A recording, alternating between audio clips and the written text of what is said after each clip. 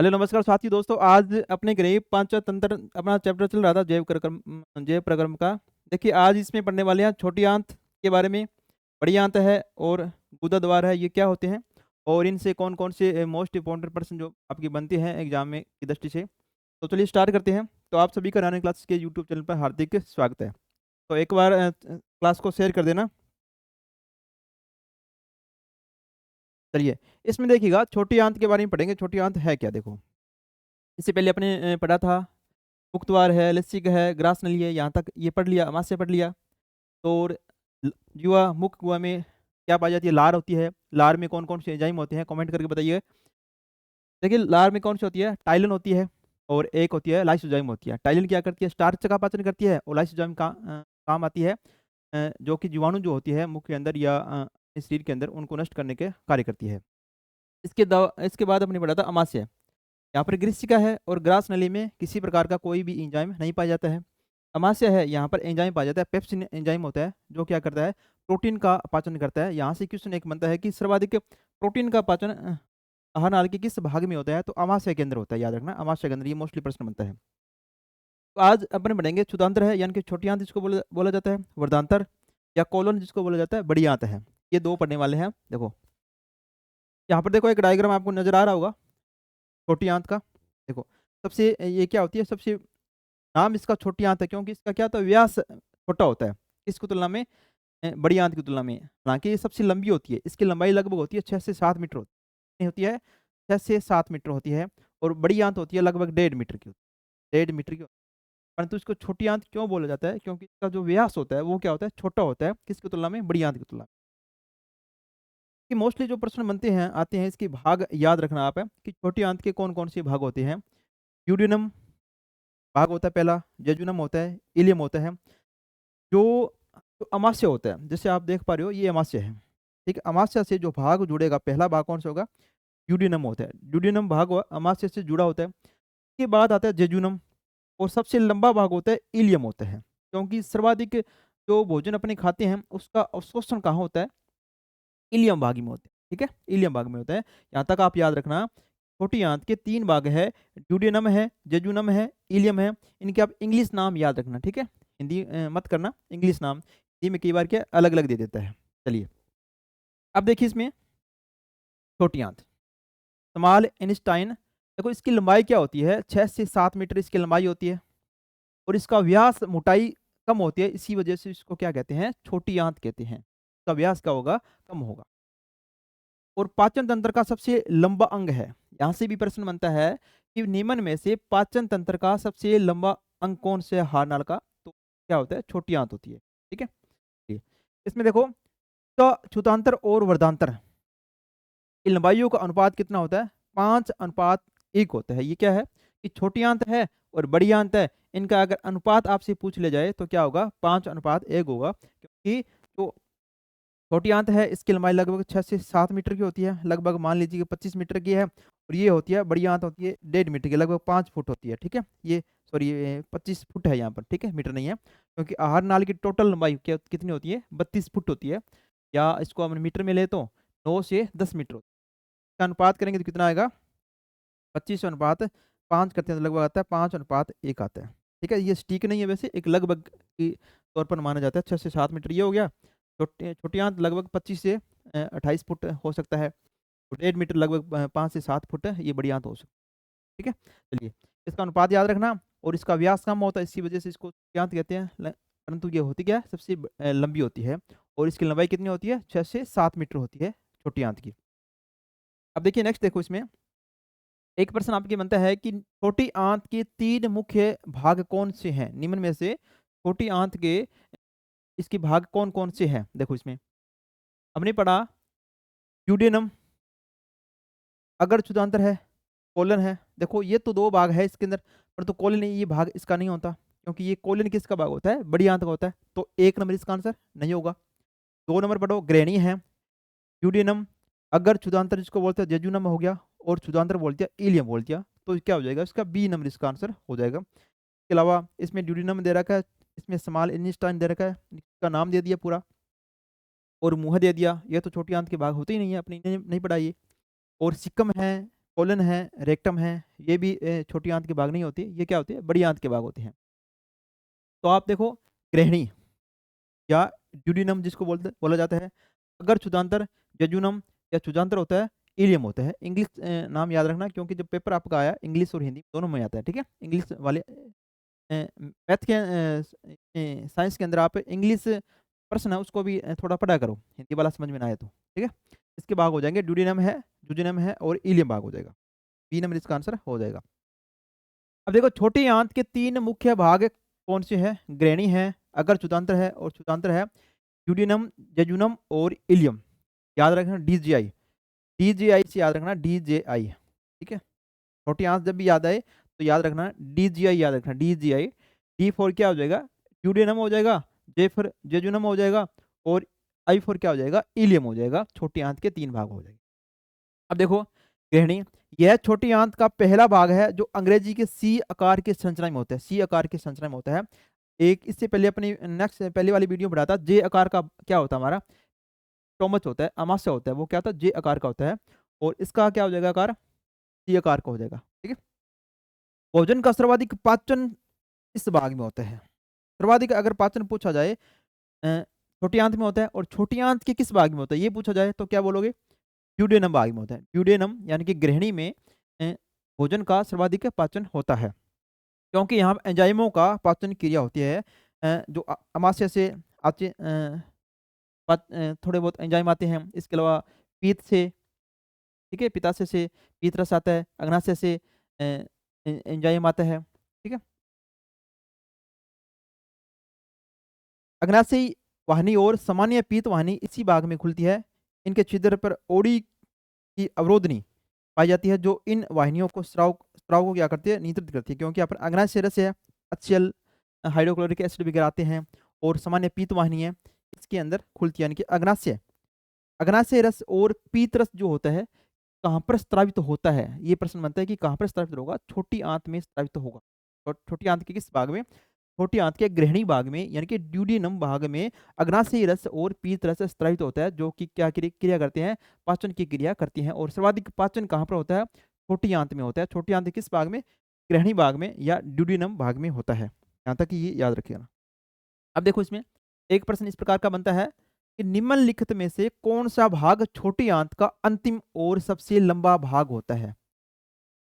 सबसे लंबा भाग है और अंतिम भाग है, जहां पर पाचन के बाद पोषक तत्वों का अवशोषण होता है, ठीक है? छोटी आंत के किस भाग में पाचन सर्वाधिक होता है? तो अपने पढ़ा ग्रहणी भाग में, यानी कि ड्यूडेनम भाग में होता है। और ये पूछ लिया कि अवशोषण कहाँ पर होगा, क्योंकि जब हम खाएंगे तो उसका अवशोषण होगा। अवशोषण बाद में कहाँ पर जाएगा? रक्त के माध्यम से हमारे शरीर को क्या करेगा? ऊर्जा प्रदान करेगा, ठीक है? कहाँ पर होगा? ये जो अवशोषण होगा ये इलियम भाग में होता है, इलियम भाग में, इलियम भाग में। क्योंकि ये क्या होगा? डायग्राम में दे रखा है, सबसे बड़ा भाग होता है इलियम, ठीक है?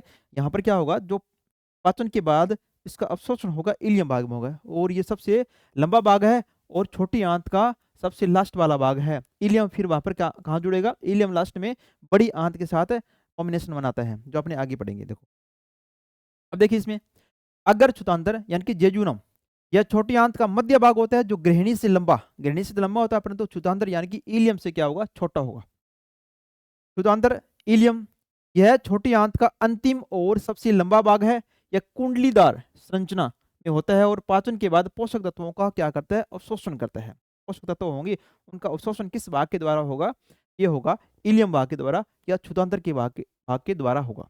अब देखो एक प्रश्न बनता है कि विलाई या माइक्रोविलाई आहार नाल के किस भाग में पाई जाती है? तो विली बोल दिया, या विलाई बोल दिया, या माइक्रोविलाई बोल दिया। ये किस भाग में होती है? ये होती है छोटी आंत में होती है, ठीक है? छोटी आंत में भाग होती है।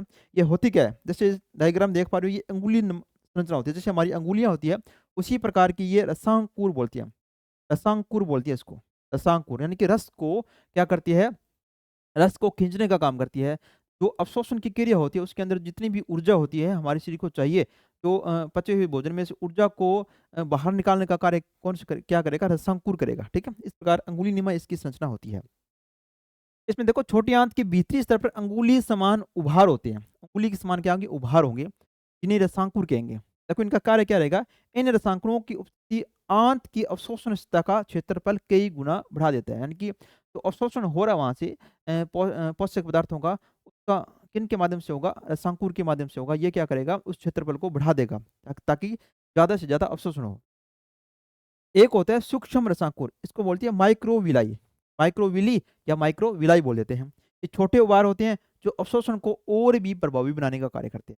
तो यहाँ से एक प्रश्न बनेगा कि विलाई और माइक्रोविलाई आहार नाली के किस भाग में पाया जाता है? तो छोटी आंत में पाया जाता है। ये क्या करेंगे? अवशोषण की क्रिया करने में सहायता करते हैं। इतना याद रखना आप। अवशोषण की क्रिया में सहायता करते हैं। चलिए नेक्स्ट देखिए इसमें, आंत में पाई जाने वाली लस्सिका ग्रंथियाँ और लीबुरकून ग्रंथियाँ ग्रथिकाएँ।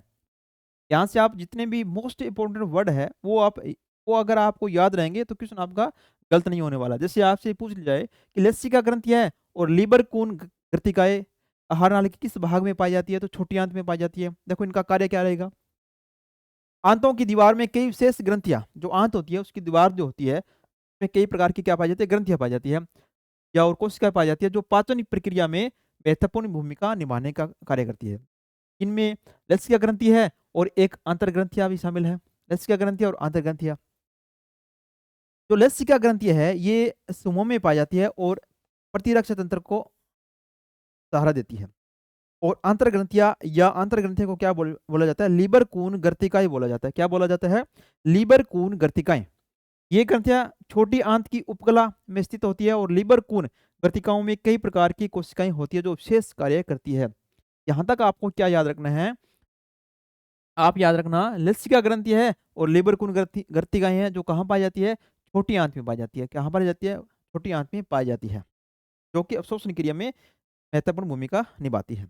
अब देखो, एक प्रश्न बनता है कि श्लेष्मा का स्त्राव करने वाली कोशिकाएँ कौन-सी होती है? देखो, श्लेष्मा क्या करता है? हमारी जो आहार नाल है, उसके अंदर या छोटी आंत है, आहार नाल के भाग में वो एक लचीला मार्ग प्रदान करती है ताकि जो पचा हुआ भोजन है, जो जितना भी भोजन अपन खाते हैं, ठीक है? वो क्या आगे-आगे धीरे-धीरे बढ़ता रहे, ठीक है? एक लचीला मार्ग देने का कार्य करती है। श्लेष्मा का स्त्राव करने वाली कोशिकाएँ कौन-सी होती है? ये पिछली बार रीट मेंस के अंदर इस प्रकार का प्रश्न आया था। श्लेष्मा कहाँ से स्रावित होता है? देखो, पिक्विंजी कोशिकाएँ हैं, गोबलेट कोशिकाएँ हैं, आंतरिक कोशिकाएँ हैं, पनेत कोशिकाएँ हैं। देखो ये 3 कोशिकाएँ हैं, ये क्या होती है? लिबरकुन ग्रथिकाएँ हैं, इसके भाग होते हैं। लिबरकुन ग्रंथिकाओं के भाग होते हैं, उनमें से गोबलेट कोशिकाएँ होती हैं, वो क्या करती है? श्लेष्मा का स्त्राव करती है। श्लेष्मा का स्त्राव कौन सी करेगी? गोबलेट कोशिकाएँ करेगी, याद रखना, गोबलेट कोशिकाएँ करेगी, ठीक है? चलिए, इसमें नेक्स्ट देखो, अब देखो इसमें लिबरकुन ग्रथिकाओं की कोशिकाएँ और इनके कार्य हैं। जो लिबरकुन ग्रथिकाएँ हैं, इनकी जो कौन-कौन सी कोशिकाएँ होती हैं, और उनके कार्य क्या रहेंगे? देखो, कोऑपरेटिव कोशिकाएँ हैं, याद रखना 3 प्रकार की 3 कोशिकाएँ होती हैं जो लिबरकुन ग्रथिकाओं से जुड़ी होती है। कौन-कौन से? कोऑपरेटिव कोशिकाएँ हैं और आंतरिक कोशिकाएँ हैं और प्रेत कोशिकाएँ हैं। 3 प्रकार की कोशिकाएँ हो गई। अब देखो इनका कार्य क्या रहेंगे?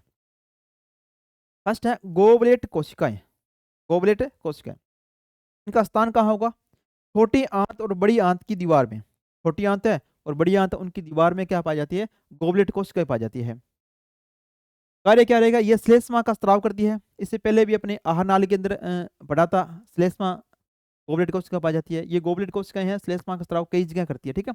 केवल आपको याद रखना है कि गोबलेट कोशिकाएँ क्या करती है? श्लेष्मा का स्त्राव करती है, इतना याद रखना है। श्लेष्मा का मुख्य कार्य आंत की सतह को चिकना बनाना और पाचन नली को सुरक्षित करना है। पाचन नली को सुरक्षित प्रदान करना और उसको चिकना बनाने का कार्य किसका रहेगा? गोबलेट कोशिकाओं का रहेगा। यह भोजन के कणों को सरलता से आगे बढ़ने में सहायता प्रदान करते हैं, ठीक है? भोजन ताकि आगे-आगे बढ़ता रहे और अंत में बड़ी आंत में जाकर गुदा द्वार के द्वारा अपशिष्ट माध्यम से बाहर निकल जाए, ठीक है? आगे-आगे बढ़ता रहता है। ये कार्य कौन करेगा? श्लेष्मा करेगा। अब देखो आंतरिक कोशिकाएँ, आंतरीय कोशिकाएँ। इनका स्थान कहाँ होगा? आंत्र की दीवार पर। जो आंत्र है, छोटी आंत है, बड़ी आंत, उनकी दीवार में ये पाई जाती है। और एक कार्य क्या है? ये आंतरी रस का या आंतरीय एंजाइम का क्या करती है? स्त्राव करती है। आंतरिक रस या आंतरीय रस है और इसका एंजाइम है, तो इसका स्त्राव करने वाली कौन सी? आंतरीय कोशिकाएँ हैं, ठीक है? आंतरिक रस हल्का क्षारीय होता है, जिसका पीएच कितना होता है? 7 से 7.5 से लेकर 8 के मध्य होता है जिसका पीएच मान। आस-पास होता है। आंतररस में विभिन्न एंजाइम जैसे कि माल्टेज़ है, लैक्टेज़ है और पेप्टिज होते हैं जो पाचन प्रक्रिया में क्या करते हैं, सहायता प्रदान करते हैं। चलिए, अब देखिए इसमें पनेत कोशिकाएँ, पनेत कोशिकाएँ, इनका स्थान कहाँ होगा? लिबुरकुन गर्तिकाओं के आधार पर स्थित होती है। तो बेस होता है, लिबुरकुन गर्तिकाएँ होती हैं, उनके आधार पर कोशिका जो पाई जाती है वो क्या होती है? पनेत कोशिकाएँ होती हैं। ये लाइसोजाइम का स्राव करती है। इसके साथ अपनी बढ़ाता लाइसोजाइम का और कहाँ से स्रावित होता है? हमारे लार में लाइसोजाइम पाया जाता है। इसके अलावा हमारे जो पसीना होता है उसके अंदर भी लाइसोजाइम होता है। इसके अलावा हमारे आँसू होती है उसके अंदर भी लाइसोजाइम होता है। लाइसोजाइम का मुख्य कार्य क्या रहेगा? जीवाणुओं को नष्ट करना का स्राव करती है। लाइसोजाइम एक जीवाणुनाशक एंजाइम है जो हानिकारक जीवाणु को नष्ट करने का कार्य करता है। कौन करता है? Lysozyme enzyme. ये आंत की प्रतिरक्षा में महत्वपूर्ण भूमिका निभाता है, ताकि वहाँ पर जीवाणु वगैरह आ जाए, उनको नष्ट करने का कार्य कौन-सा एंजाइम करता है? याद रखना, लाइसोजाइम एंजाइम होता है। कौन-सा होता है? लाइसोजाइम, जो कि एक लार के अंदर भी पाया जाता है। इसके अलावा आँसू में है, पसीने में, ठीक है? इसके अलावा परिणत कोशिकाएँ हैं, यहाँ पर भी लाइसोजाइम एंजाइम पाया जाता है, जो कि जीवाणुओं को क्या करेगा? नष्ट करने का कार्य करेगा। चलिए, नेक्स्ट देखो इसमें काइल। देखो काइल क्या होता है? इससे पहले अपने एक चीज़ पढ़ा था, एक नाम पढ़ा था बोल्स। बोल्स क्या होता है? ये मुख में जो भोजन होता है, भोजन गोल आकार में चेंज होता है, बदल जाता है, यानी कि एक बोल के समान हो जाता है। फिर क्या आ जाता है? ग्रसनी के माध्यम से, उग्रास नली के माध्यम से हमारे अमाशय के अंदर जाता है। वहाँ पर क्या होता है? बोल्स बनते हैं, बोल्स के माध्यम से जाता है। बोल्स क्या होता है? एक बोल के समान गोलाकार आकृति में भोजन बदल बदल जाता है, बोल्स होता है। क्या हो गया? बोल्स हो गया। अब देखो काइल शब्द एक हो रहा है, काइल।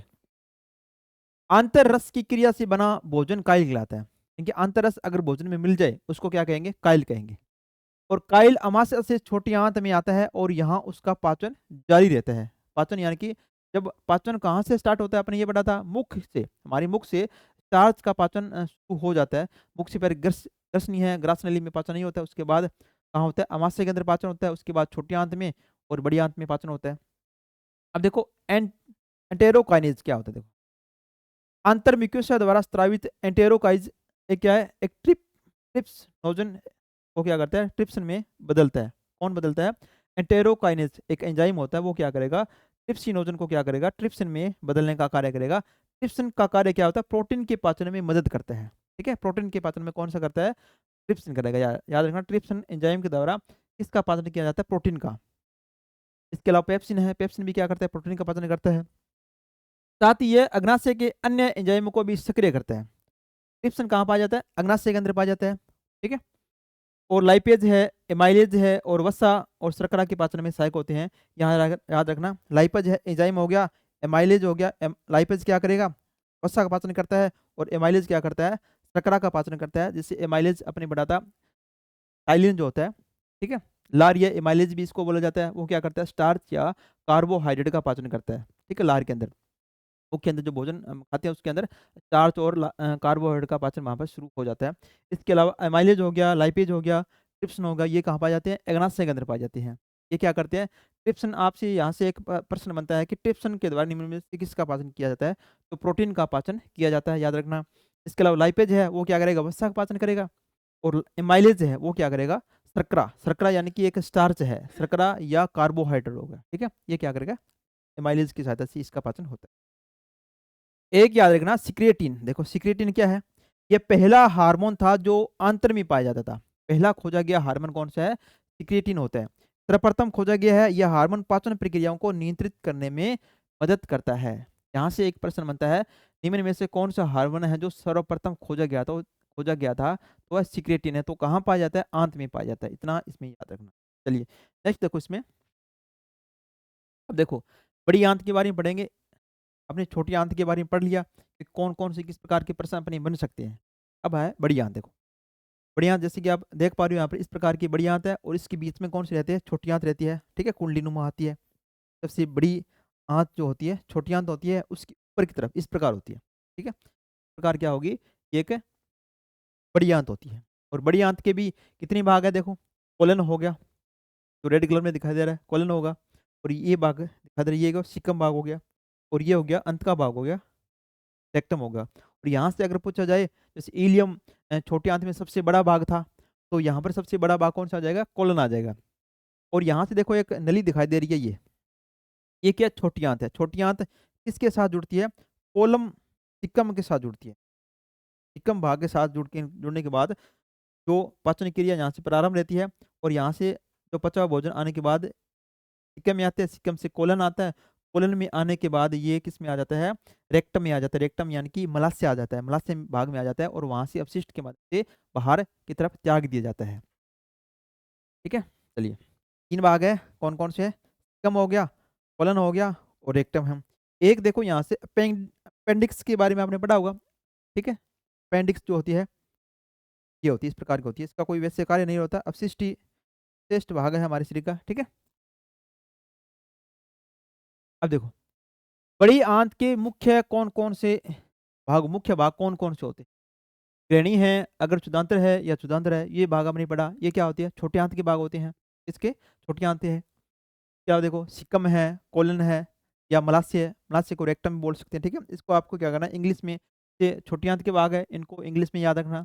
बड़ी आंत के भाग है, इनको भी इंग्लिश में याद रखना। हिंदी वाले वर्ड कई बार क्या होता है, अपने अलग-अलग दे देते हैं। सिक्कम, कोलन और क्या हो गया, रेक्टम, क्या होगी, बड़ी आंत के भाग हो गया। तो बी नंबर इसका सही हो जाएगा, ठीक है? बी नंबर इसका सही होगा। और ग्रहणी हो गया, ड्यूोडेनम है, जेजुनम है और इलियम भाग, ये किसके हो गए, छोटी आंत के भाग हो गए। इसके अलावा देखो, जठर स्टमच हो गया, ये तो अलग हो गया, अमाशय हो गया। बड़ी आंत पूरा नाम दे दिया, छोटी आंत दे दिया, ये इसके भाग नहीं होते, ठीक है? एक अपने आप में एक इसके भाग है। ये क्या हो जाएगा, सिक्कम, कोलन और रेक्टम हो जाएगा। अब देखो, बड़ी आंत, बड़ी आंत की लंबाई लगभग कितनी होती है, 1.5 मीटर होती है, 1.5 मीटर के लगभग होती है, यानी कि 5 फुट अपने इसको बोल सकते हैं। और इसका व्यास छोटी आंत से अधिक होने के कारण इसे बड़ी आंत कहते हैं। इसका व्यास अधिक होता है, किसकी तुलना में, छोटी आंत की तुलना में इसका व्यास अधिक होने के कारण इसको बड़ी आंत कहते हैं, ताकि लंबाई में ये छोटी आंत से क्या होगी, छोटी होती है।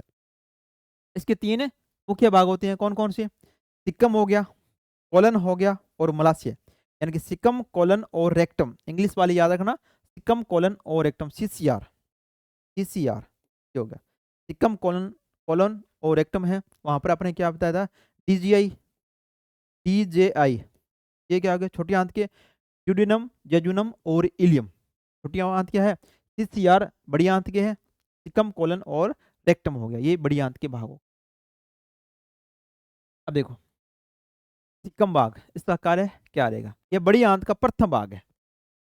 प्रकार का प्रश्न बन जाए कि बड़ी आंत का निम्न में से प्रथम भाग कौन सा होगा, सिक्कम भाग होगा। जहां से क्या जुड़ा होता है, देखो, यह एक अवशेषीय अंग है और इसमें एक अंगुली समान संरचना पाई जाती है, जिसे कर्मी रूपी परिशेषिका कहते हैं। अवशेषीय अंग पाया जाता है, ठीक है, अंगुली नुमा संरचना होती है। ये अपने डायग्राम में देखा था, देखो इस प्रकार ये अंगुली नुमा संरचना होती है, ठीक है। अवशेषीय अंग है जो हमारे शरीर का, अपेंडिक्स जिसको बोलते हैं, यहाँ पर ये दे रखा है, देखो अपेंडिक्स है, ये अंगुली नुमा संरचना, ये क्या होगा, अवशेषीय भाग है।